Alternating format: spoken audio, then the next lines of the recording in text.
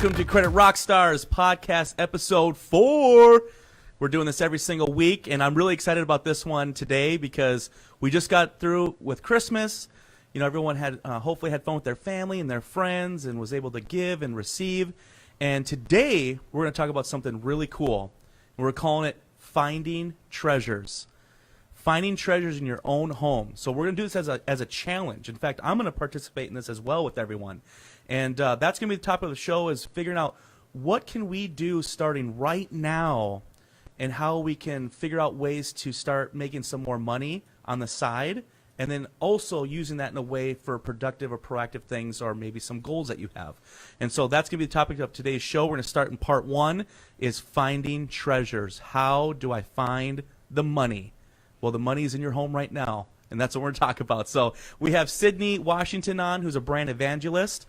And hey then guys. we have, hello, and then we got David Wang, who's, as you guys know, works closely with Credilife. He is an industry thought leader when it comes to consulting, coaching, business development, entrepreneurship, all that. So both of them are absolutely wonderful to have on this show with me every single week and going through some deep topics together for our listeners. All right.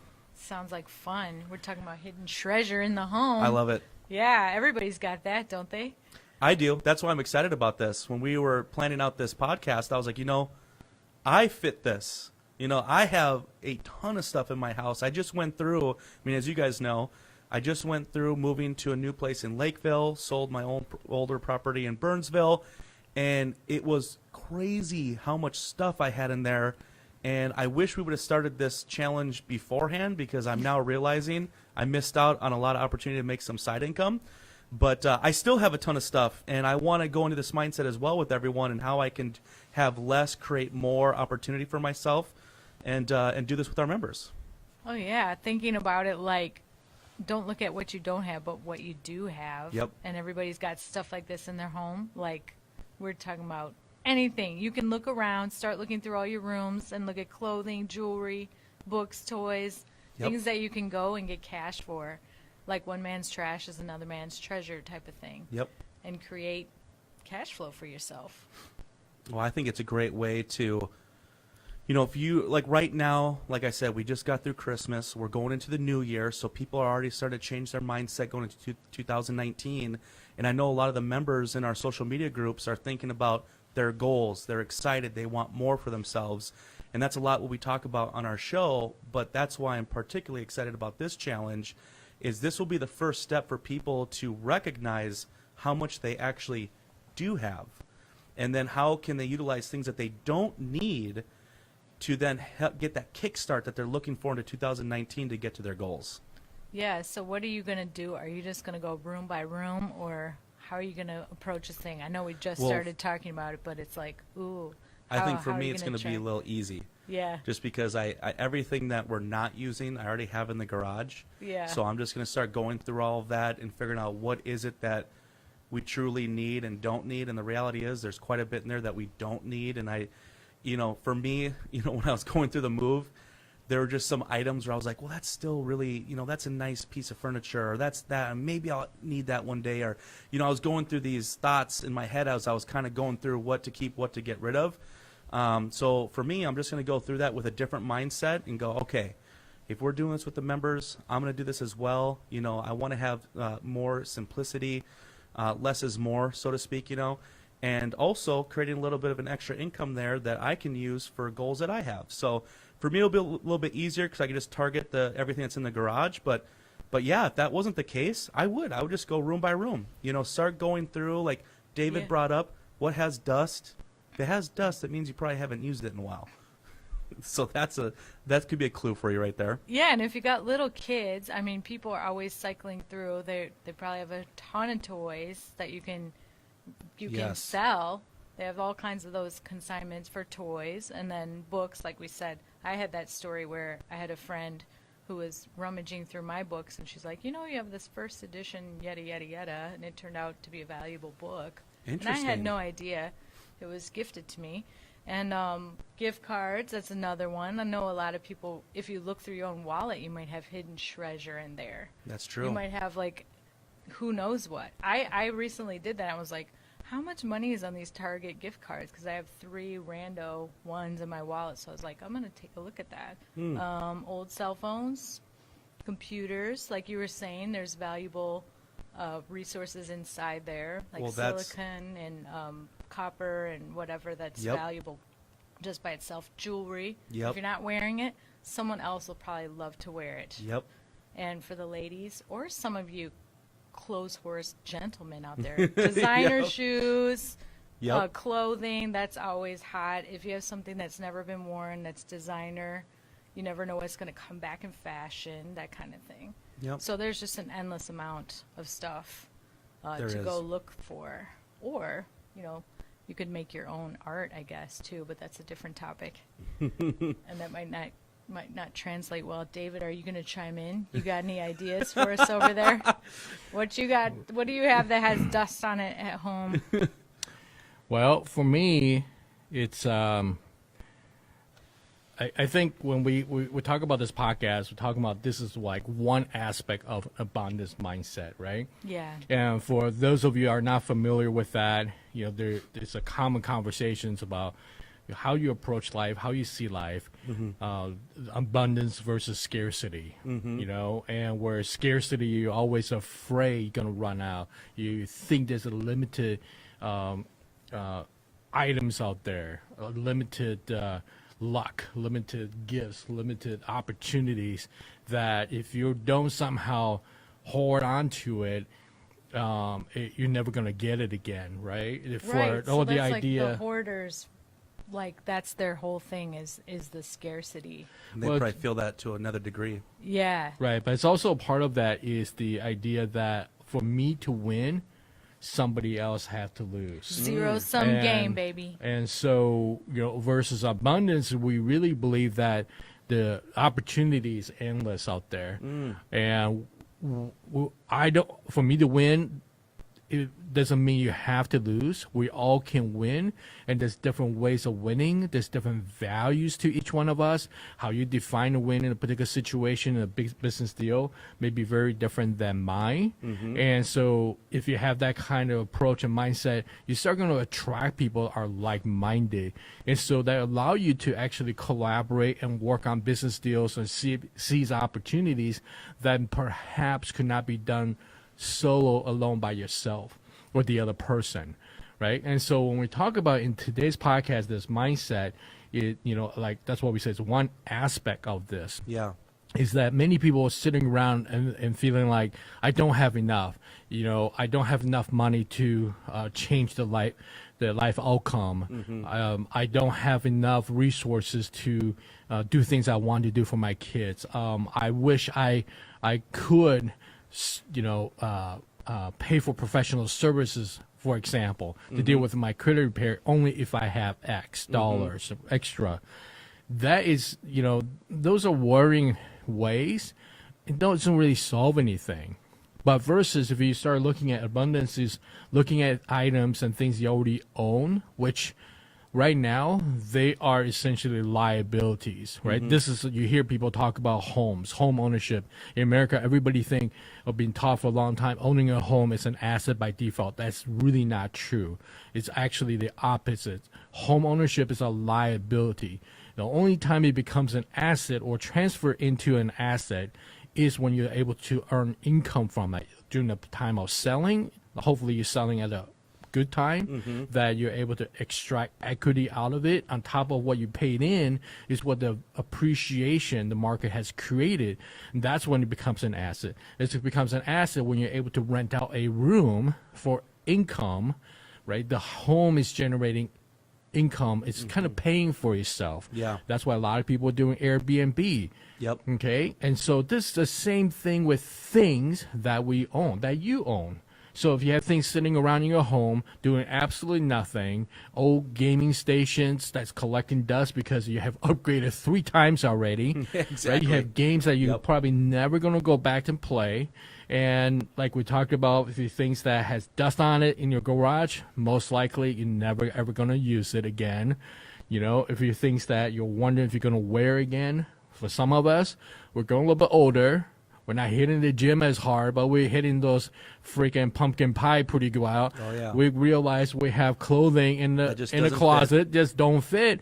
But you like to lie to yourself and say, I'm going to keep that baby as an inspiration because I'm going to get myself back in it. Come on, guys, right? You know that's just not going to happen. So get rid of it. Turn it into an asset today. And when you do hit your physical goals, for example, reward yourself. Yeah. At that point, go get stuff that's trendy, that's new. You feel great, right? You don't have to worry about if I let go of something that I would never get it back or I never be able to replace it with anything better. Or there's a good side tip for you guys, you ladies. Like if you want to always have pieces that are you can sell, you go with a classic and go with designer and something that's kind of evergreen. You know, if you buy a Chanel suit, for instance, you always have cash in the bank if you have a Chanel that you can give up to somebody because someone's always going to pay for that. So yeah, I would say invest in better pieces up front instead of like 20 shirts that are bottom dollar. Maybe get one that's amazing. That's just my little side tip about fashion and resale. Yeah, that's cool. It's true. That's one thing that I'm really excited about, you know, with this, you know, to me, like what we talked about before the podcast is it's important that the way I look at it is we're able to give something or someone something they can take action on right away, you know? Absolutely. Because there's a lot of, you know, positive motivation memes out there and all this stuff, but there's never really any context or direction or what that even means and how you can correlate that to your life.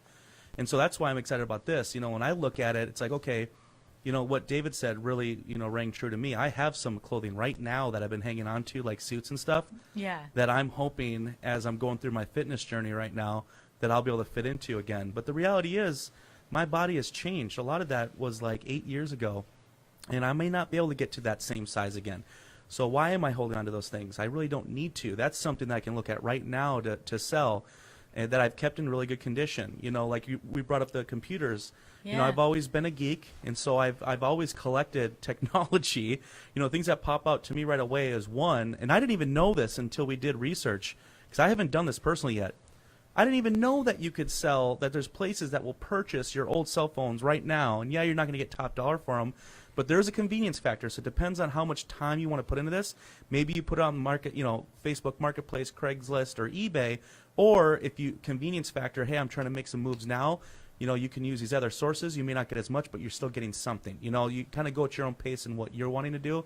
And then I just found out, too, is that a lot of these older computers, even some TVs, there's certain types of metals inside of them that have been used that a lot of places will pay for now because those are like precious metals in a way that get recycled and broken down to be reused again. So there's value there. You know, and like I was telling you, I just went through, I wish I had known this, I had to rent a U-Haul just to bring to the dump. And in the dump, I had a lot of old technology like desktops and stuff that I actually had to pay, TVs and everything. I had to pay additional money to have them get rid of. If I would have known about that, I probably would have made a different trip because I already invested in the U-Haul. I could have made one stop at a place that would purchase that for the precious metals and probably made a little bit of money on that, or at least the expense of the moving would have been brought down, offset a little bit. Yeah, absolutely. Well, this is what I hate to make you feel bad, right? Like it's a double whammy. Yes. So first of all, you had to pay to get rid of things. The time you spend renting a U-Haul, pay for recycling. All right, so you add all that dollar up. Plus, if we add up all the money you could have gotten, right, as little as whatever it may be. Yep. Now you figure the two delta. That is how much actually came out of your pocket. Yep. Right? Versus money that could actually go into your pocket. And again, this is the part that we want to really encourage everybody to think through this. Yes. It's not to continue to look down the same tunnel, your life, your situation with a tunnel vision because you're stuck. And what you want to do is be able to free up. You say, hey, the stuff that we don't need, I need to convert it into asset. Why are we even talking about this? The day after Christmas, I know majority of you guys will find a way to bless each other or be blessed with things piling up under the tree, and now it's somewhere in the house now. You probably don't even know where half of your toys are for some of the kids. But the thing is that there's always things that you can convert into asset. And so it's a great time before the beginning of the year to do an inventory. So part of it is we thought that maybe we can put out a challenge. Is for you guys to make a list. And it doesn't really matter where you start. You can be sitting in your if you're sitting in your living room right now on your lazy boy, get that pen and paper out, look around, scan the room, just start making an itemized list of things that you can see that potentially can go. And then assign a fair market value you think, right, the street may want to pay for, and then even go half of that, okay, just so we go ultra conservative, and then add it up. I assure you, most people on most average household, you're probably going to come up with probably close to $500, if not close to $1,000 worth of items you can convert into asset today. And, here's the thing. We're not telling you this so you can find some loose change. This is not like a loose change exercise that you're digging underneath your sofa between the cushions and find quarters and nickels and a couple of dollar bills. And then you just run down to your local, convenience store and buy a pack of gum. But the idea here is for you to learn a new mindset. Yes. Learn to see opportunities, see things that can be converted into assets, and then take appropriate action. And what we really want you to challenge after that, okay, is whatever that dollar amount happens to be. We want to challenge you to start asking yourself the next question. How can I convert or double, triple, right, quadruple the money that I'm able to acquire? Yes. Right? That's huge. And then figure out what the investment is so it's not short term. It's not, again, like our previous podcast, we want to remind folks, we're not always talking about retail business, retail purchases, retail credit. We want to help you guys to see a bigger picture. Yes. What else can you do with that money to allow you to earn 10, 20, 100 times more than that dollars you find, right? So, for example, if you're able to come up with $500, $1,000, for some of you guys, right, that could simply mean you're able to start a small business. You're able to get some supplies and take some of your talent to the next level so you can make some stuff and sell it online, right? There's a lot of platform for that. There's some of you guys are able to start a course.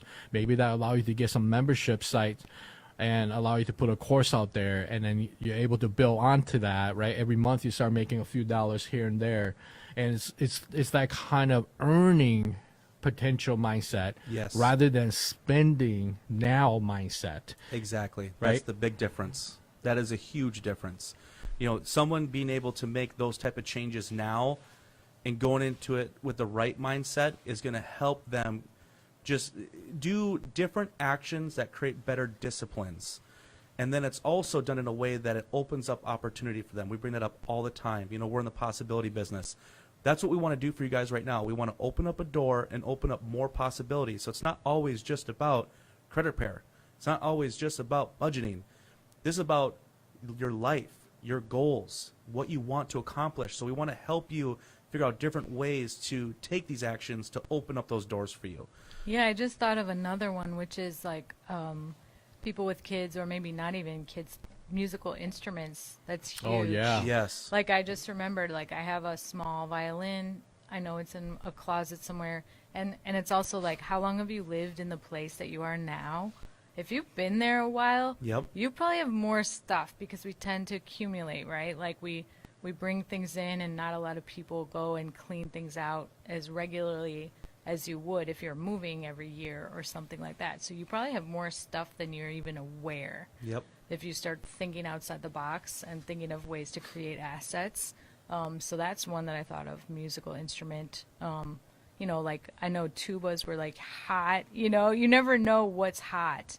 Like there was a tuba shortage, in California or something, and people were like, shortage. yeah, because this kind of music got really big, Yeah. and they need the tuba to make it pop, so tubas became super valuable, and they were like getting stolen left and right. Wow. So it's like you might be sitting on a little mini gold mine right in your Yep. house there. Take advantage of the tuba crisis. Exactly. With the abundance mindset, you never know. I love it. I love Yeah. it. Well, and to David's point too, I think everyone right now, as you're listening in, do exactly what David talked about. Start somewhere, get your pen and paper, and start creating a list. Look through and go, okay, what is it that I haven't used in a long time? What do I truly not need? What am I going to be able to get rid of for this challenge? Yeah. And once again, it's not done in a way to just go ahead and spend that money right away when you sold it. We're going to be talking about ways that you can use that to make more money in future podcasts here. But start with just that. That's the challenge right now, is go through, start creating a list, figure out what the fair market value is, slash that in half just so you're conservative to at least think of a number of what you potentially have in front of you when it comes to an asset. And that's what you're going to do. That's the first step. I'm going to do this. Yeah, Would I'll love do for it.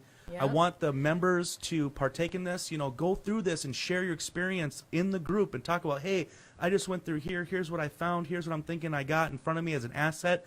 I really want to see a lot of members take advantage of this and get in this mindset, because the more people that partake in this, you're going to inspire other people to take the action in this, and that person inspires another person. Before you know it, we have a ton of people taking action in the type of mindset that we're looking for. That's only going to open up more opportunity for you in 2019. Yeah. Tidy up your ship. Yep. Everybody can do it. And maybe if you have time, like we talked about that one red paperclip guy, this is a slightly different take on it, but it's really the same at the core. One man's trash is another man's treasure. Yep. And if you have time to look it up, or if you don't already know this story, it's a guy who, through a series of 14 trades, he leveled up what he had, and he started with one red paperclip, and he ended up with a home. I know. So It's through a just series of when you were reading trading that, it was up, amazing. yeah. I So was it's a blown similar away. thing. Like if you have something in your garage and you're not using it, it's of no value to you. But somebody else might be like, "Oh my gosh, I really needed a compressor, air compressor, whatever it is." Yep. So get on Don't it. devalue what you have, thinking that maybe you just don't want it. Yeah. That's not worth something. Go into it knowing that there's a good probability Somebody someone's might going to want love this. it. So don't discount it.